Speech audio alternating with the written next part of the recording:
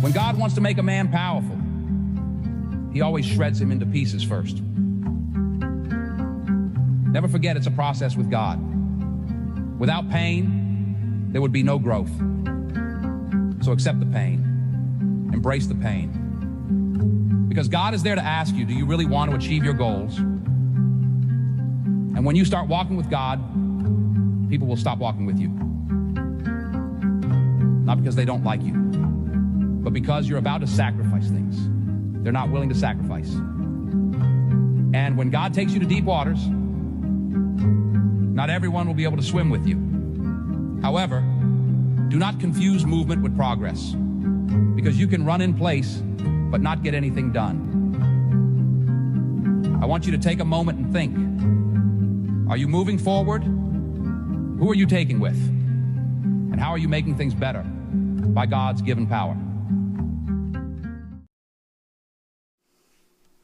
Welcome, everyone, to the Rejoice Christian Eagles Coaches Show, and we're coming to you live, as we just found out, as far as what they call it, the War Room in the Gibbs, and that's what they call it, the Gibbs. So if you hear me say we're at the War Room in the Gibbs, this is where all the magic happens, and but it is the practice facility here on the Gibbs that you can see on the other side of the end zone. So it's the end zone. The end zone facility. Yeah. Well, good afternoon. I'm Bill Bush, along with my wingman, Mark Kirk, head coach of the Eagles, Brent Marley, and tonight's guest coach is your special teams coach, Brandon Johnson. We'll talk to them about last week's game. We'll go over last week's game. And, Coach, certainly didn't go like you wanted it to in any shape or form, especially with Kale's hamstring injury, which we'll talk about a little bit. But that happened during the day where it just kind of tightened up on him. We were already short 4 players, and so, due to the concussions and then the injuries and Kale being taken out, it made for a very challenging circumstance to try to navigate that game. Yeah, it really did. It was really, really frustrating. It took a lot to hold it together, and I don't know if I really held it all together after the game. The coaches know what I'm talking about in our coaches' locker room. But it was a lot of deja vu moments from last year for me. The scenarios were crazy, how just it played out exactly like last year, of holding them on their first drive, getting the ball back, having a great drive going. We have the interception we throw the other night or last week, and then last year it was a snap over our quarterback's head. And then we hold them again. The turnover doesn't hurt us, but we hold them. And then we go to punt, and we have a snap over our head. And last year, very similar. They get great field position, score, surprise us this year with an onside kick, and then go down and score again. And then we have a great drive going. And we go down and score on our third drive, just like last year. Kel goes to the right, tears his ACL on the 18-yard line. The other night, with the ball's on the 18-yard line, he rolls to the right, we throw a touchdown to Blake Witten, and he pulls his hammy. So. And then he's out. But you still got a ball game to go. And really the frustrating thing for us was it just felt like at the beginning they couldn't do much on us, and we could move the ball on them. And this game, really, we got a chance to be in control of this game.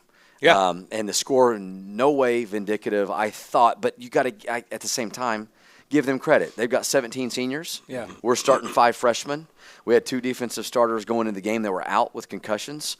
And then, you lose your quarterback, and it's like the wheels were falling off again. Yeah. Well, you really felt that change, that shift change from those first 2 or 3 series. It's like it was a whole different game. All of a sudden, just kind of rolled over and started up. So it was a shame, but I liked what I saw for sure. Those first couple of series, looked good. Yeah. Well, just kind of going over last week's game, Coach talked about a couple of things. The Eagles won the toss and deferred to the second half. And then after forcing the Commandos to punt, their first 2 possessions, the Eagles gave Cassia Hall great field position after that snap that Coach was talking about went over the head of Duncan Andrus and set the Commandos up at the Eagles' 20-yard line. They were able to punch it in from there for the first score of the game to go up 7-0 after the successful PAT.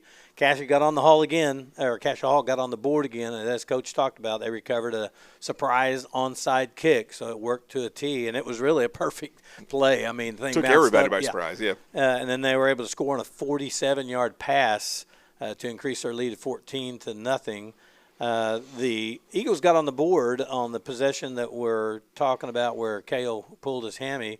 It was keyed by a 36-yard run from Cale, and then he was able to narrow the lead down on 4th and 5. He hooked up with our big play of the game, or our big play player of the game player, which was Blake Witten, to make the score 14-7, or actually 7-14, in favor of Cassia Hall after Anders kicked the PAT. But on that play, that's where Cale felt something in his hamstring, and he would not come in the rest of the game. Commandos up there leading the first quarter to 21-7 after they completed a 21-yard pass for a touchdown. In the second quarter, that was in the first quarter score. In the second quarter, the Eagle defense, they were able to hold Cassia Hall to a 28-yard field goal on their next possession, make it 24-7. And on the very next Commandos went for it on 4th down, and Jet McCain sacked Cassia Hall's quarterback for a 10-yard loss. And now we're being quarterbacked by freshman Camion Compton-Nero. Drove all the way from the 50 down to the 9-yard line before Compton-Nero was intercepted to end that. But again, you punch that one in, now it's a 24-14. But as it was, it got intercepted in the end zone to end the drive. And so, Coach, with Cale not be able to go in the second half, and us being down 24-7, what are you guys? I mean, because I know you guys are both talking to personnel. What do you tell them in the locker room, and how do you keep them focused? I mean, because they look at the board, they see they're one of their senior leaders, because you don't have a ton of them, but you've got this senior leader in Cale that's no longer there, that leadership portion. Now you got a freshman that's telling the guys, here's what we got to do. What are you telling these guys in the locker room at that time? Well, we have all the confidence in the world in Camion and Kenyon. I really don't care, either one of them. They're both talented young guys. We were fired up in the locker room. The kids seem to be, it's just life. You've got two choices. You come out and you lay down and you let it keep happening, or you come out and you do something about it. And our kids, the way that they acted, the way that just their demeanor, they're not going to lay down. Not that we executed great the whole second half, but we got too good of a group. Even though we are, widely, from freshman to senior, there's a lot of parity there.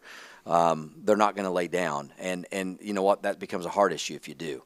And that's the biggest thing I challenge them with is just this. I don't really care what the numbers are on the board when we go back out there. I just want us to fight this second half, to play hard, to play physical, because I don't want us to have a heart issue. Because if you go out there and you lay down and you don't fight and don't play hard, that heart issue is a huge thing that I don't know if you can get turned around in a season.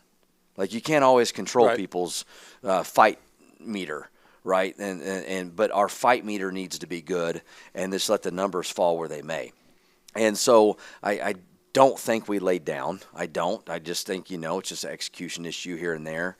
I think they got us a little ran down with number 7 running the ball second half.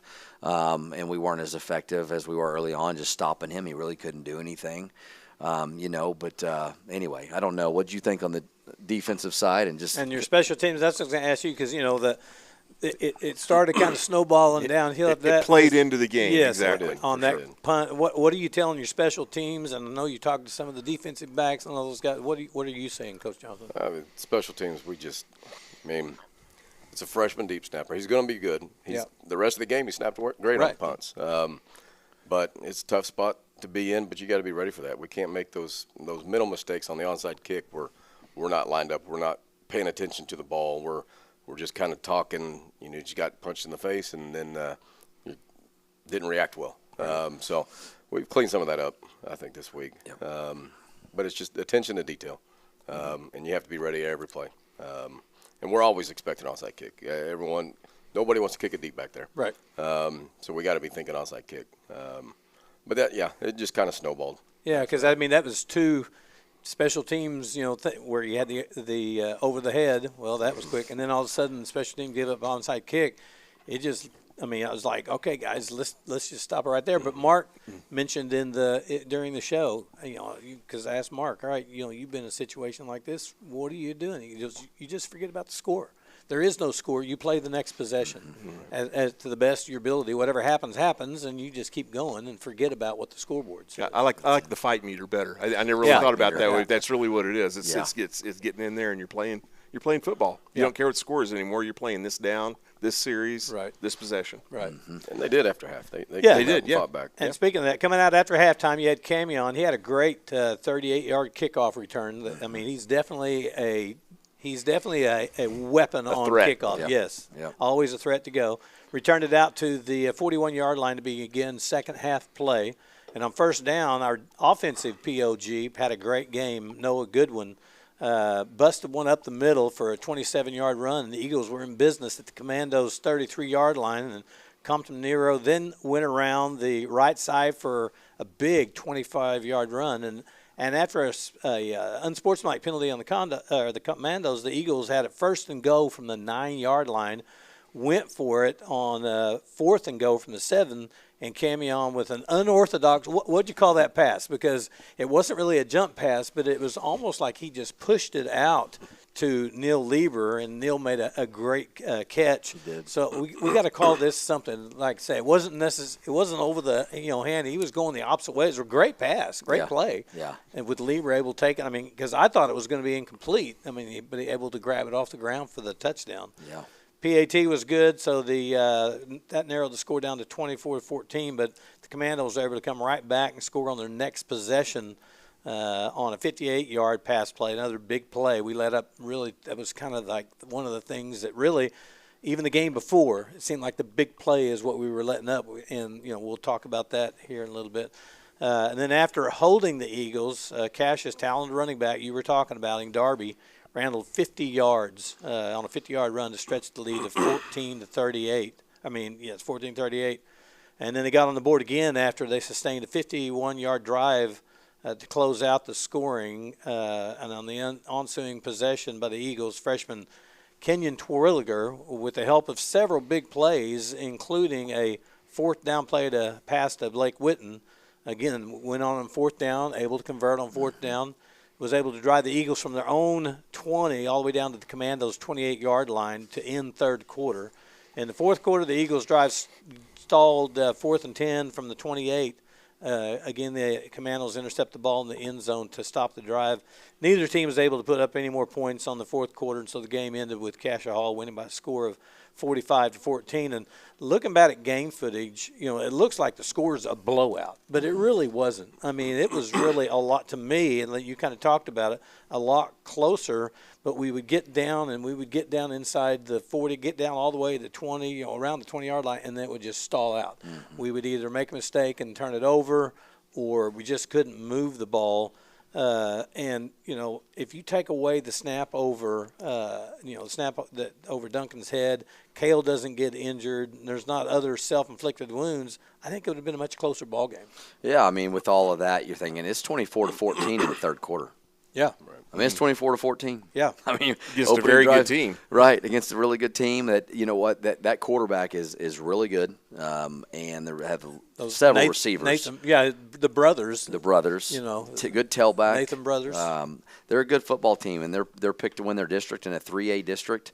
And they will be one of the better teams in 3A this year. Yeah. I mean, we can't turn the ball over. We turned the ball over. I think we had 4 turnovers. Yeah. You can't turn the ball over and win, and you can make excuses. Well, 2 or 3 of those were freshmen. We had a senior throw a pick. Kel did, first drive. We had a freshman long snapper over the head. We had a freshman throw an interception. Another freshman throw 2 interceptions, I believe. Or no. Yeah, maybe it was. Yeah, it was 2. 2. Yeah. And so we had 4 turnovers by freshmen, and then we gave up an onside kick.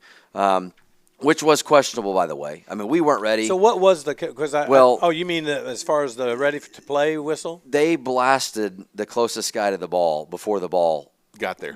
I saw that, too. I was wondering whether that's a huge point of emphasis. And that's a penalty. You should have had the ball right there where that happened, plus 10 yards away. Right. But that, 5 yards. We didn't lose because of that. Right. We don't ever lose because of the officials. It didn't help. It doesn't help. It didn't help. I No. mean, you take away that score because, Right. because they'd already scored. So you think, okay, it's 14-7. But then to have that and go right down the score, that's got. I mean, the players are going. They got to think they're snake bit. So That's it right. didn't help. Yeah. And I think. And I told Mark that because there were several questionable calls, and we don't want to, like I say, you don't lose because of the rest. But There was a lot of laundry on the field, though. yeah, there was, especially on this side, and there are, unfortunately, when you have a 3A game against an A game, non-district, the game doesn't really matter. You're probably going to get some, just like you say, you got freshmen out there in the field, you've got freshmen on your sideline refereeing the game, because usually it's not a crew, it's usually, and so these guys are learning too, but sometimes they're a little too anxious to get that hanky out of their pocket, and it just shouldn't be that way. But again, you take those away. But however, there were some bright spots. Camion continues to do a good job on kickoffs. He had a total of 61 yards for 2 kickoffs. One was 38. One was for 38 yards. He had 25 guys in on tackles. I mean, so you still got guys flying to the ball, a bunch of them, and some of them had really big plays. You had several defensive plays, 5 pass breakups, but the penalties and giving up the big plays were just too much to overcome. Coach Johnson, what are you telling your players as far as guys clean it up? We can't have the silly penalties. We had one of those late in the game. You got to be smart, and you got to be, watch the ball. It's a lot about that experience, and not to make any excuses, but third quarter I look up and we got 6 freshmen playing on defense.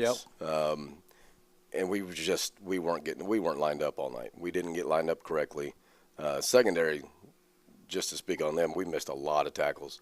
The running back, as much as you warn him how tough he's going to bring down. Yeah. He runs hard. He's not an arm tackler. Ran right through us.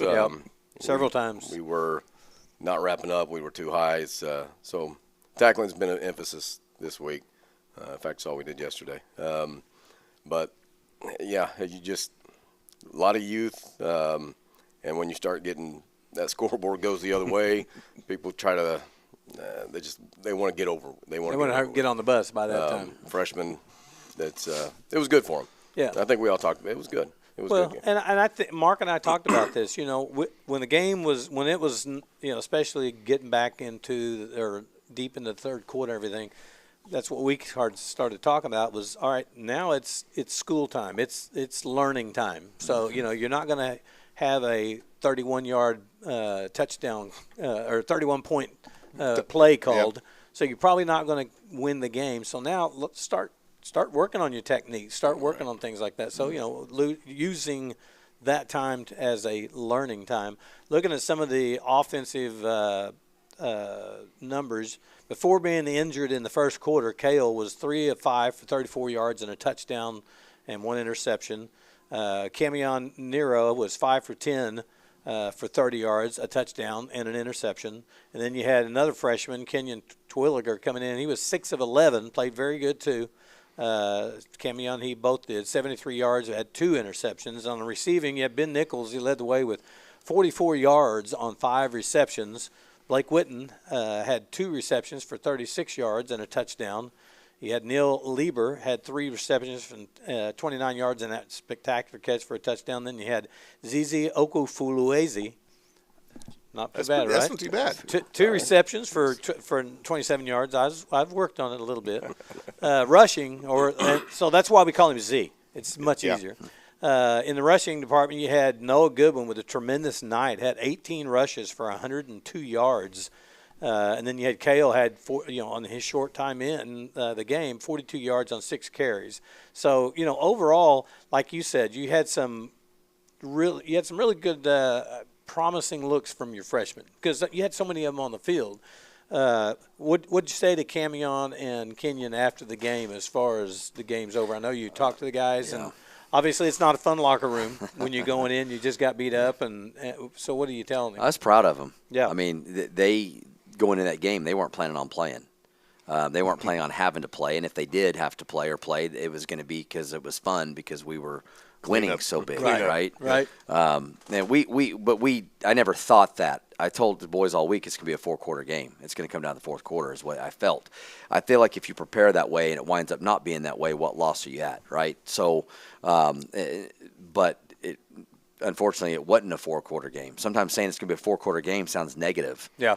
That you're going to have to trade punches and you're just not going to Well, it wasn't even a 4-quarter game. We weren't even in the game, right, at that point. So it was it's just one of those mindset things. But I was proud of them, proud of the way that we knew it coming into this season, and we talked about this as a staff. We're going to play a lot of people. We're going to play a lot of people early. We're going to play people. We're going to get freshman experience. The reality is this. We have a lot of ability and talent, but our freshmen are freshmen.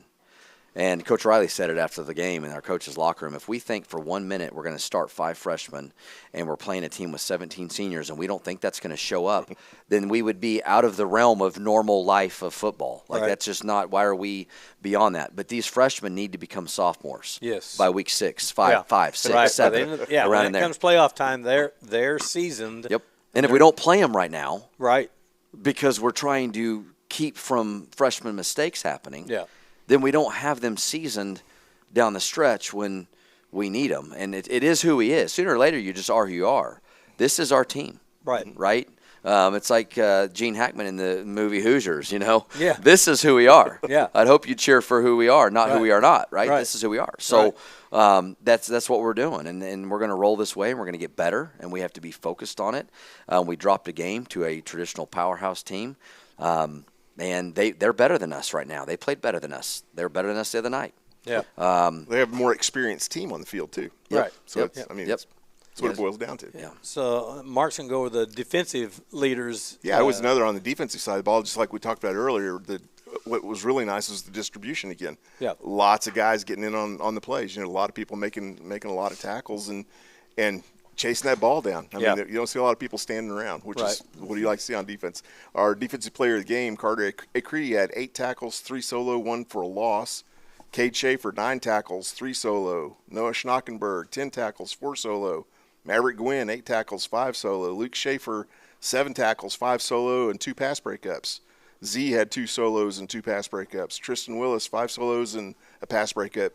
Neil Lieber, 5 solos. Jet McCain, 4 solos and a 10-yard sack, which was really it was a good. It was came at the right time. It was a very good. It was a very good sack. It came at a perfect time. So from defensive side, I mean, again, seeing lots of people getting involved, lots of guys making plays, lots of people moving to the ball. I thought they did really well. I mean, considering, like you said, it's not that our freshmen are not talented, but they're just not as experienced. And when you got that many seniors on the other side, it's hard to overcome. That's for sure. And I'll let Coach Johnson talk about this. I do want to say that I felt like ZZ was tremendous in corner. They kept trying to pick on him, kept trying to throw fades on him, and he was tremendous. I was just going to ask Coach Johnson about that as far as how well Z coverage performed. was good. He's great. I mean, maybe it wasn't a pass break up there because it wasn't ever a pass that they could get to him, right? So, Well, when you're that tall and you got that big a range, you better be exact. Tough to fit balls over. He was in good position all night long. Even on the slant, I think they caught one ball on him, but he was in good position on that. We got beat a couple times deep, but I thought Luke Schaefer played great. Well. He just moved a corner a few weeks ago. And he can run, which is a tough position to play. And we didn't know number 6 was going to play. That's the other receiver, right? So the other Nathan. Our game plan was for ZZ to be on 18, but we didn't know 6 was there, so it kind of messed up everything. But I thought we stuck with him. I think Tristan Willis had great coverage on that touchdown. The quarterback just dropped. Oh, that's it in. just. I mean, it was. I was talking to a guy after that. I said, on that touchdown, I don't care who you are defending. That was a perfect pass. Nobody was going to get to that. I mean, it's perfect. Well, and I'm proud of Tristan too, because just like I said about Camion and Kenyon, with Kel going out, Tristan didn't think he was going to have to go in there and play the whole game at Bandit. And he's a freshman, got thrown in the fire. And, I mean. Undersized. Yeah. We grew up a little bit, though, hopefully. Then. Absolutely. But we've got speed, and we've got guys that are willing to, like you said, they're willing to learn. You did notice, a little bit of the body language, when it was down into the third. They had pep. That first half, they had pep. They were ready to go, but they come out of the halftime, there was a lot of guys that were just kind of walking with their head down and everything. And some of these guys, like you said, they're the freshmen, but they're also the leader out there on the field because they were thrown into the fire to be the leader. And so, they've just got to – I think that's the other thing they have to learn is just like, it doesn't matter what the score is, like we have talked about. I've got to act like we're just starting the game 0-0 and need the same. But, of course, they were probably beat up a little bit too. I mean, they're probably a little bit sore. Talking about that, did you have any new injuries coming out of the game? I mean, it was kind of surprised me. We had so many concussion protocol injuries going into the game.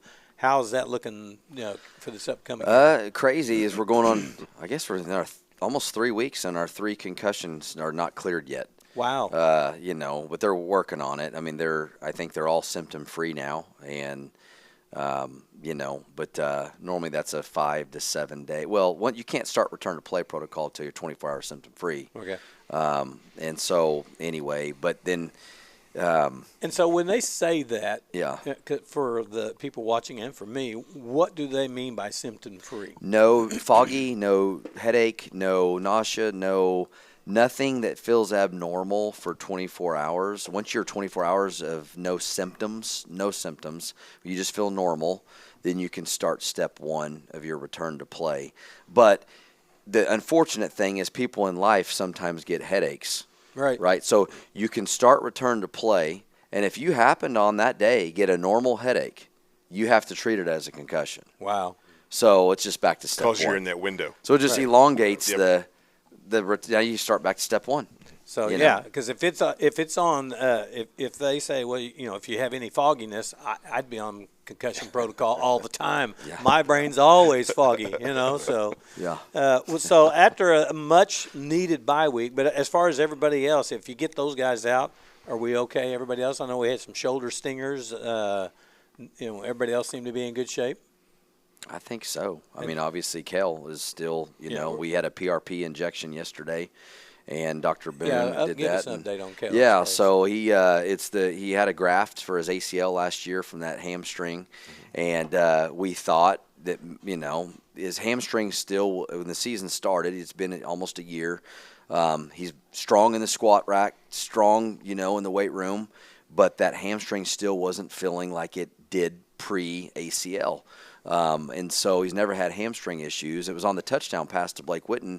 He kind of had to high step out of a potential sack, and he felt it kind of ball up and then shoot down his leg. And anyway, came over and precautionary. A lot of it was she stretched him out, came over, had him try to jog, and she said he's not playing until second half if I let him play.